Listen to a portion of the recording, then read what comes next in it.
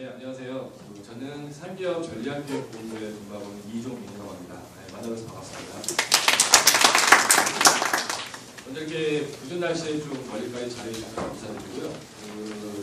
제가 지금부터는 정부 연구개발 지원제도, 그다음에 가장 주된 부분이 1, 3번과 관련된 부분을 제가 말씀을 드리겠는데, 오늘 핵심이 되는 부분 같은 경우는 이 조세관세 지원제도 관련된 부분에 대한 이해가 가장 중요하다고 생각이 듭니다. 일단 자금 지원제도 관련된 부분에 있어서는 저희 설명회 이외에도 다른 설명회에서 몇 번 들어보실 수 있을 만한 기회가 되셨을 것 같아요. 근데 그 조세관세 지원제도 관련해서는 기업에서 가장 연구소를 설립을 하시고 나서 주된 목적으로, 그다음에 그 기업의 이익으로서 보시는 부분이 이 조세관세 지원제도에 대한 이해가 좀 밑바탕이 돼야 됩니다. 그 부분에 대한 부분을 좀 구체하게 말씀을 드리게 될 것 같고요. 자금 지원제도나 이노비즈 벤처직 기업 제도 관련된 부분들은 좀 간략하게 설명을 드리면서 진행하도록 하겠습니다. 자금 지원제도입니다. 정부에서가 지금 기업에 대한 R&D 지원제도로서 지금 회상하고 있는 금액이 약 19조 원 정도 됩니다. 엄청나게 많은 돈이죠. 19조 원 가량을 기업이 연구개발 활동할 수 있도록 지금 배려해 놓은 금액인데요.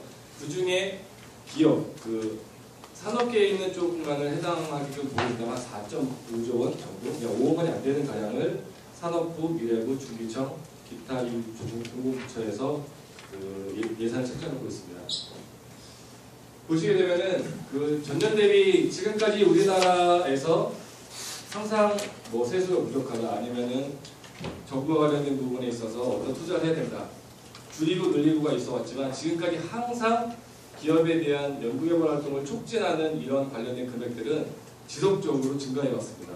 전년 대비 올해 같은 경우도 14년 대비 지금 한 6% 정도 증가해서 한 19조 원 정도가 마련이 되어 있고요. 이 중에 좀 눈여겨서 봐야 될 부분들은 기업 입장에서 보게 되면은 이 산업통상자부, 산자부, 그 다음에 미래부, 그 다음에 지금 중기청 정도 이 세 가지 기관에 대한 부분을 좀 유념해서 보셔야 됩니다. 산자부 같은 경우가 금액상으로 봤을 때 가장 크고요. 그 다음에 미래창조과학부 같은 경우에는 일단 예산 규모로 봤을 때는 큰데 정부 출연연구기관, 보통 저희가 줄임말로 출연연이라고 부르죠. 출연연과 그 다음에 기초연구와 관련된 부분들을 포함하고 있기 때문에 기업에게 실질적으로 가는 부분 같은 경우에는 이쪽 산자부 쪽이랑 중기청 쪽. 중기청 쪽 같은 경우가 지금 상대적으로는 이 도표상으로 봤을 때는 다른 기관에 비해서 좀 작게 보이지만 지금 금액이 계속적으로 늘어나고 있고, 그다음에 올해 예산이 거의 한 1조 원 가량 됩니다. 중소기업 입장에서 가장 수혜를 많이 볼 수 있는, 그다음에 가장 활용도가 높은 기관을 꼽으라고 한다면 바로 중기청입니다. 그래서 중기청 관련된 부분들을 좀 유념해서 보셔야 될 필요가 있습니다. 시간적인 제약상 저희가 모든 부처에 관련된 부분들을 다 말씀드리기는 어렵고요. 그래서 산자부랑 중기청을 중심으로 해서 먼저 설명을 드리도록 하겠습니다. 산자부 아래 보통 부처에서는 예산과 관련된 부분들을 집계하게 되면 그 예산을 기획재정부가 받아서 이 예산을 제대로 책정할 게 맞는지, 아니면 다음 예산에서 이런 정도의 금액을 할지 조정을 하게 됩니다. 기재부에서 그 관련된 조정이 끝나고 나게 되면은 각 부처에서 관련된 예산들을 받아서 그에 대한 사업 공고를 내게 되는 그런 형태로 지금 시스템이 이루어지고 있는데요. 산자부 아래에서는 크게 이 세 개 기관을 좀 봐주실 필요가 있습니다. 한국산업기술평가관리원, 그 다음에 한국산업기술진흥원, 그 다음에 에너지평가기술원. 산업기술평가관리원 같은 경우는 지금 정부 시책에 따라서 본원 같은 경우는 대구를 좀 이전을 했는데, 모든 부처들이 하지만 서울의 군원이든 아니면 사업소 형태가 다 남겨져 있어요. 그렇기 때문에 이와 관련된 부분에 있어서 지금 키아트 같은 경우는 테헤란에 보면은 과학기술센터라고 있습니다. 산업부에서 출자를 해서 역삼역하고 설릉역 사이에 보면 한국과학기술센터가 운영되고 있고, 그 안에 운영되고 있는 산자부 예약기관입니다. 그리고 에너지평가, 에너지기술평가원. 에너지기술평가 같은 경우가 만약에 지금 자리해 주신 분들 중에서 스마트 그리드 관련된 부분 쪽을 하신다고 하면 이쪽 사업들을 좀 운영해 보실 필요가 있습니다. 설명을 드리기 위해서 한 세 가지만 딱 기억해 주셔서 좋을 것 같아요. 첫 번째, 이 정보와 관련된 부분들은 네이버에서 딱 치게 되면은 초등학생이 올렸는지 아니면 중학생이 올렸는지 모르겠고 그냥 긁어다 올리는 자료들이 있는데 그걸 보고 우리가 그걸 믿고서 기업에 대한 방향성을 잡고서 정부 지원제도를 준비하실 수가 없잖아요. 그러니까 처음에 정보가 제대로 된 정보가 어디에 있는지라는 부분의 입장에서 오늘 설명을 들으시면 될 것 같고, 두 번째, 이게 모르시면은 어디에 물어볼 수 있는지를 한번 확인하셔야 돼요. 그것만, 그러니까 내가 모르겠는데 네이버에다가 지식인에다 올려가지고 답변을 듣는 게 아니라 내가 어디 누구한테 물어봐야 되는지만 알고 가시더라도 오늘 이 자리에 오신 거에 대한 큰 성과라고 보시거든요. 저희 그 한국산업기술진흥 홈페이지를 다 들어가 보셨을 거라 생각이 드는데, 먼저 말씀을 드리면 홈페이지에 접근을 하셨을 때 저희가 포인트.5.kr이죠. 메인 배너가 있고 그 왼쪽에 보면 민간 R&D 정책 소통센터가 있습니다. 제가 지금 설명드리는 걸 포함해서 조세 관세 관련된 부분에 대한 문의가 생기시면 인터넷을 거기 글을 남겨드리면 저희가 항상 답변을 드립니다. 그 부분을 먼저 말씀을 드리겠고요. 세 번째 관련된 부분들은 다른 거에 대한 거를 제가 뭐 여러 가지 설명을 드릴 텐데 이거는 꼭 기억하셔야 됩니다라는 한 두세 가지가 있습니다. 그것만 기억해 주시고 한번 적어보세요. 조세 특례 제한법. 조세 특례, 제 발음이 이상해서 제가 약간 감이 기운이 있어서 죄송합니다. 레가 여이에요. 조세 특례 제한법. 네이버에 법제처라고 치면 지금 현재 시점을 기준으로 해서 우리나라에서 통일되고 있는 법을 다 검색할 수 있습니다. 거기에 메인 검색창 가운데에 보면 이렇게 보통 홈페이지 들어가면 이렇게 검색창 치게끔 되어 있잖아요. 거기 조세 특례 제한법을 치시면 5조, 6조, 7조, 10조, 12조. 오늘 집에 가시면 회사 복귀하시면 꼭 5조, 6조, 7조, 10조, 12조는 출력을 해서 본인이 보셔도 되고 아니면 기업연구소에 있는 어떤 한 사람을 시켜서 정독을 하게 시키세요. 조세 특례 제한법 5조, 6조, 7조, 10조, 12조입니다. 말씀을 드리겠습니다. 연금이 인력개발비세 공제. 정부에서 돈을 진짜 많이 해준다고 말씀드리고 있어요. 많이 해주는데 중요한 건 내가 그걸 수혜를 얻어야 돼요. 연금이 인력개발비세 공제라는 건 뭐냐면 너네 기업이 R&D를 위해서 이만큼을 투자하면 내가 그만큼에 대한 세액을 공제해 줄게 라는 제도예요. 기업연구소에서 돈이 제일 많이 들어가는 게 뭐라고 생각하세요? 인건비가 기업연구소 운영 비중이 한 45%에서 50% 정도 들어가요. 이건 뭐냐? 인건비. 인건비에 있어서 이거 먼저 설명을 드릴게요.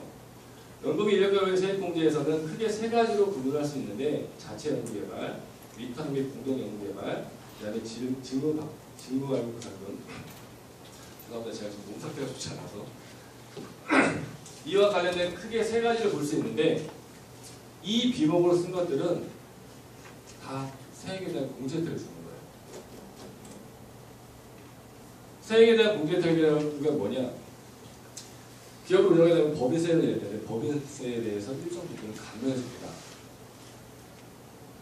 그러면은 자주 하시는 질문이 이거예요. 기업연구소에는 그러면 전담 요원이 있고 보조 요원이 있고 관리 요원이 있는데 누군 되고 누군 안 되냐? 다 됩니다. 전담 요원, 관리 요원, 보조 요원에 사용한 인건비는 모두 다 여기에 대한 대상이 들어갔습니다. 자체 연구개발비를 보게 되면은 기업 부설 연구소의 근무자의 인건비, 전담, 보조, 관리 다 들어가고요. 그 다음에 연구용으로 사용하는 경보품, 그 다음에 시약물, 그 다음에 시설에 대한 임차. 시설을 구매하시는 것 같은 경우는 연구개발비 투자세액 공제라고 해서 다음번에 다시 한번 설명을 드릴게요. 구매하시는 것 같은 경우는 이 범죄에 들어가는 게 아니라 임차하신 것까지 자체 연구개발비 품목으로 들어가서 이거에 대한 돈을 세액 공제 받으실 수 있습니다. 그 다음에 위탁 및 공동연구개발비. 위탁 및 공동연구개발 같은 경우에는 요즘에 오픈 이노베이션 많이 들어오셨죠. 체스그룹 교수가 2003년부터 얘기해가지고 협력을 해야 된다. 협력을 한 연구개발비도 포함이 됩니다. 그 다음에 직무방면 보상금. 직무방면 보상금. 연구자가 어떤 거를 정말 잘 개발했어요. 이거에 대한 소유권이 누구한테 있죠? 기업한테 있죠. 뭔가 연구원이 개발을 했으면 그거에 대한 소유권은 기업한테 있습니다. 기업한테 있으면 근데 이 연구원에서 억울하잖아요. 내가 열심히 했는데 돈을 줍니다. 너 잘했어. 더 잘해라라고 해서 지원금을 주죠. 이게 바로 직무발명 보상금이에요. 직무발명 보상금으로 사용한 비용까지 지금 연구의 인력경영 세액공제법에 들어갑니다. 중요한 부분은 이겁니다. 중소기업 입장에서는 이 방법이 두 가지예요. 당해년도 발생액이 25%, 당해년도 발생액 빼기 직전년도 발생액의 50%, 이 두 번째 거를 증가분이라고 합니다. 1번하고 2번. 기업에서 선택하실 수가 있어요. 그럼 이제 고민에 빠지죠. 어떤 선택을 해야 되지? 어떤 선택을 하는 게 나한테 더 유리할까? 어떤 걸 선택해야지 내가 사장님한테 조금 더 우리 비용을 줄였습니다 라고 칭찬을 받을까? 고민이 되시죠. 제가 답을 알려드릴게요. 예를 들겠습니다. 당해년도 발생액으로 한다면 어차피 전년도이기 때문에 당해년도 발생액을 만약에 연구비를 2억이라고 했어요. 당해년도 발생액 연구비를 2억을 썼어요. 인건비 포함해서 말씀드렸던 것처럼 인건비 다 포함입니다. 인건비 포함해서 2억을 썼어요. 2억이 25%면 얼마죠? 크게 말씀하셨죠? 5천만 원이죠. 2억이었는데 그러면 그 전년도에 1억을 썼어요. 그러면은 당해년도가 2억이라고 말씀드렸고 직전 연도가 1억이라고 말씀드렸죠. 그럼 차이가 얼마죠? 1억이죠. 1억에 50%는 얼마죠? 5천이죠. 제가 딱 1억, 2억 요 예를 든 이유가 있습니다. 증가분을 적용하려면 2배 이상 2배 이상 단돈 1원이라도 2배가 넘는 2억 10원을 했다, 2억 100원을 했다 라고 하면 증가분을 하는 게 유리하세요. 그게 아니라 비교를 했을 때 2배치가 이루어지지 않는다라고 하면 단기분을 하시는 게 유리하세요. 고민하지 마시고 딱 2배 2배의 기준을 갖고 적용하시면 됩니다. 매년 7월 달에 기재부에서 연구개발용품 관세관련 품목에 대해서 고시를 합니다. 그 고시하는 물품의 품목이 되어 있으셔야 됩니다. 품목 고시 항목은 산기업 홈페이지를 통해서도 보실 수 있고요. 기재부 홈페이지를 가지고 확인할 수 있습니다. 하나 팁으로 말씀을 드리면 매년 12월에 저희 산기업에서 연구개발용품 관세관련 차년도에 이런 연구개발용품에 대해서 신청해 주세요라고 저희가 수요조사를 받습니다. 저희가 수요조사를 받고 그거를 기재부를 건네주면 기재부에서 고시를 하는 거예요. 현재 등록, 만약에 수입하려고 하는 물품이 현재 등록되어 있으면 그걸 들어오면 되는데 재수조건이 있으면 들어오면 되는데 내가 들어오려고 하는데 그게 없어요. 그러면 어떻게 되냐면 이렇게 역으로 생각해 보시면 올해 12월 달에 관련된 안내가 나왔을 때 산기업에 신청을 해주셔서 그게 등록이 되어 있어야지만 이 혜택을 받을 수 있는 거예요. 제가 말씀드리는 부분들이 알면 혜택을 받고 준비하면 혜택을 받지만 모르면 못 받습니다. 정말 운이 좋아서 내가 들어오려고 하는 품목이 어느 다른 기업에서 등록을 해놨어요. 그럼 받죠. 근데 내가 들어오는 물품이 없으면 없는 걸 확인하고 신청을 해주셔야 돼요. 정부 지원 제도나 아니면 정부에서 주는 혜택을 받으시려면 계획적이셔야 돼요.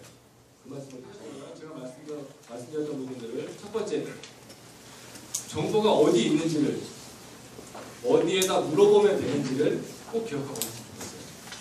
그리고 하나 더 마지막으로 말씀을 드리면 잘 안 읽힐 겁니다. 조세특례제한법 5조 1조 10조 그다음에 10조부터 12조는 한번 꼭 외워보세요.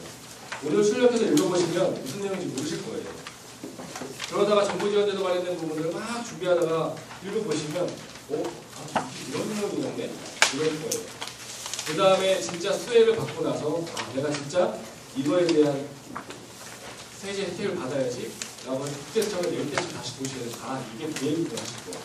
하지만 말씀드리는 게 그 조항은 법조항과 익숙하지 않으신 분들이라도 꼭 한번 읽어보시길 부탁드리겠습니다.